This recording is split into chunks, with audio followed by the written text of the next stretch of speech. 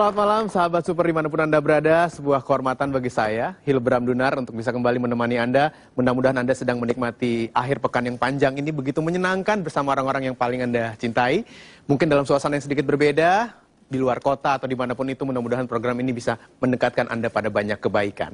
Satu hal yang menarik yang akan saya bahas kepada Anda mengenai episode kali ini, ada sesuatu yang unik. Saya boleh bercerita sedikit ya. Jadi kemarin tiba-tiba Ibu Lina mengirimkan BBM kepada saya. Selamat malam Bu Lina. Bu Lina kirim BBM kepada saya, bilang gini, Mas Hilbram, besok kita syuting pakai jeans ya. Oke. Dan yang Andi Lau ya, gitu. Jadi saya baca tuh BBM lama. Saya mau bahas karena abis itu saya nyetir, jadi nggak sempat saya bahas. Jadi saya, besok ada Andi Lau di Mario Teguh Golden Ways. Kok bisa dadakan gini dan nggak ada beritanya ya? Begitu saya sampai tempat tujuan, saya baru tanya ke Bu Lina, emang besok ada Andi Lau? Itu loh Mas Hilbram, antara dilema dan galau.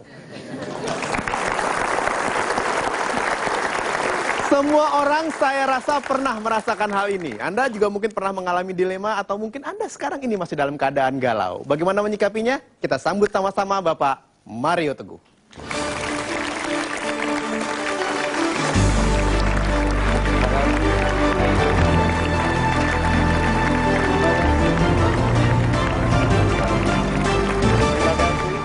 Silakan duduk. Sahabat-sahabat saya yang baik hatinya, selamat malam. Assalamualaikum warahmatullahi wabarakatuh. Dan salam sejahtera bagi kita semua dan mudah-mudahan kita semua dalam kedamaian dan kesehatan. Kapan kita berhenti galau? Tidak pernah kita berhenti. Tapi kita semua memulai kehidupan ini sebagai ababil, ABG yang labil, ya. Saya bajunya masih ababil. So, malam ini kita bicara mengenai dilema dan kegalauan. Dilema itu macam-macam, ada yang konstruktif, ada yang destruktif. Kita juga melihat bahwa dalam kegalauan, dalam gamangnya rasa karena tidak adanya kepastian, itu kegalauan. Gamangnya rasa karena tidak adanya kepastian itu kadang-kadang membuat kita meleset dalam kehidupan. Nanti kita bicarakan seberapa jauh kita boleh meleset, seberapa lama kita boleh meleset, dan sebetulnya apakah kita bisa mengambil keuntungan dari perasaan yang menjadi musim di Indonesia, yaitu musim galau. Oke? Terima kasih atas kehadiran Anda. Kita teruskan program ini. Silakan.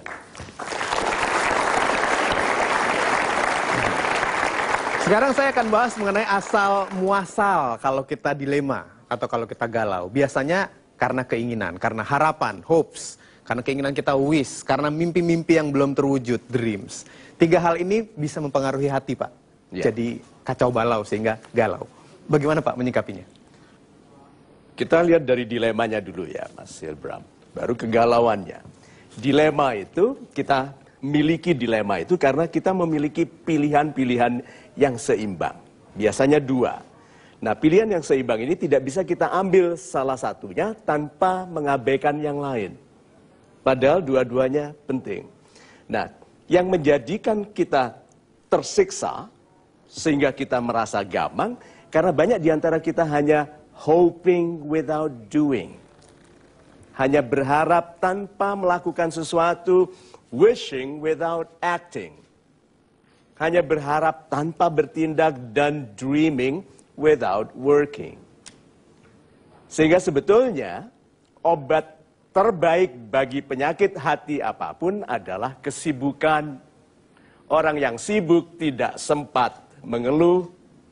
Ya, kalau Anda mengantuk, cara terbaik menghilangkan rasa mengantuk adalah lari cepat.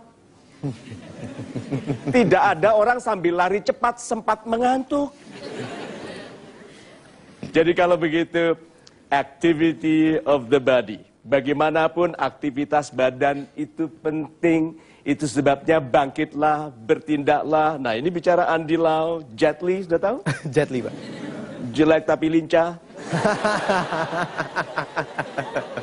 Nah, kalau Mario tahu? Mario? Ya, belum. Itu saya. Nah, ada satu lagi, Bruce Lee. Tapi saya tidak bicara mengenai namanya, saya bicara mengenai sepatunya. Tahu sepatu Bruce Lee yang hitam, kecil, ringan itu? Big Boss, good. Pernah pakai itu? Apa rasanya waktu pakai itu? Ringan sekali, lalu kita bilang, kok nggak ada yang cari gara-gara ya? Iya. Oh, berarti gerakan fisik tetap perlu. Itu sebabnya jangan biarkan orang lama-lama berbicara dengan Anda sambil menggaruk bawah dagunya. Ini artinya dia meragukan Anda. Tuh? Lalu Anda mengatakan sesuatu, dia pegang wajahnya sambil melihat ke tempat lain, berarti tidak percaya. Itu sebabnya kadang-kadang salesman bawa kalkulator. Sebelum tangannya bergerak dikasih kalkulator. Supaya sibuk menghitung. Supaya tidak sempat pegang wajah untuk garuk-garuk bawah. Ya, fisik, perhatikan itu.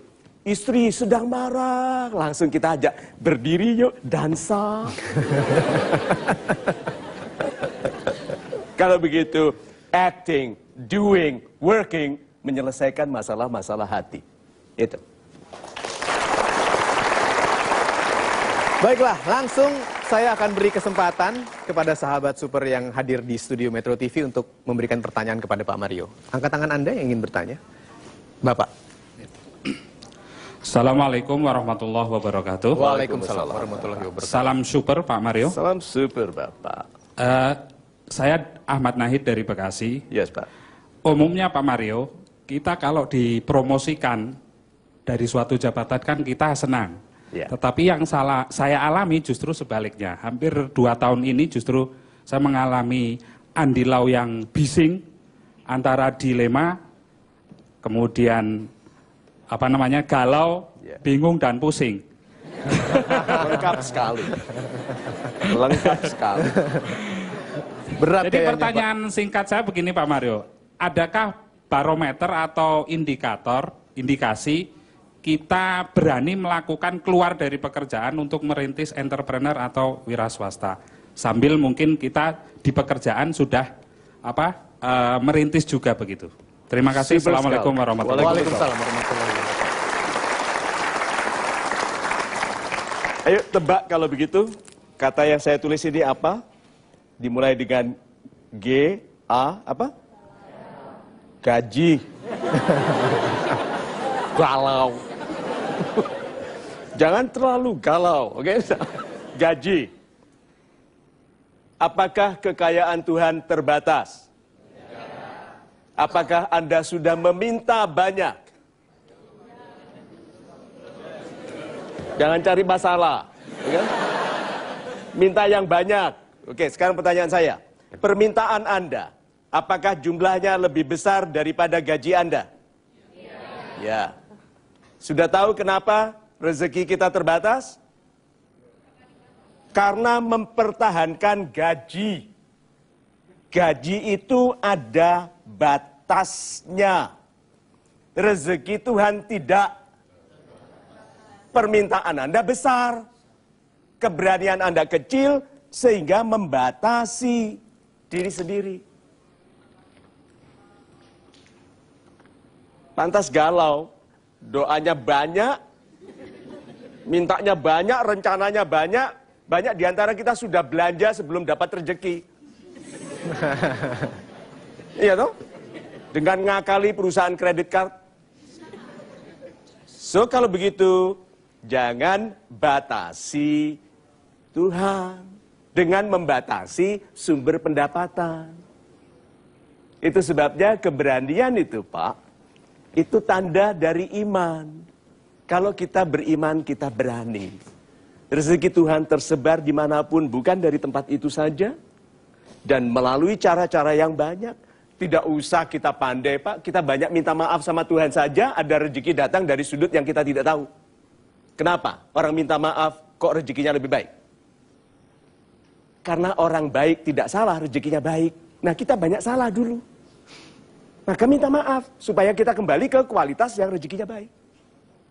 Tanpa menjadi pandai pun, orang yang lebih dekat kepada Tuhan, rezekinya lebih baik. Apalagi memberanikan diri, mencoba tidak membatasi rezeki. Besok resign.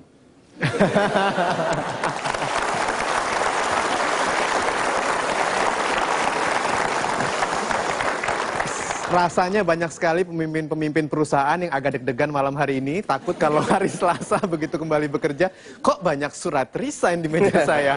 Jangan kemana-mana, saya akan segera kembali bersama Pak Mario. Tentunya kita di Mario Teguh Golden Ways.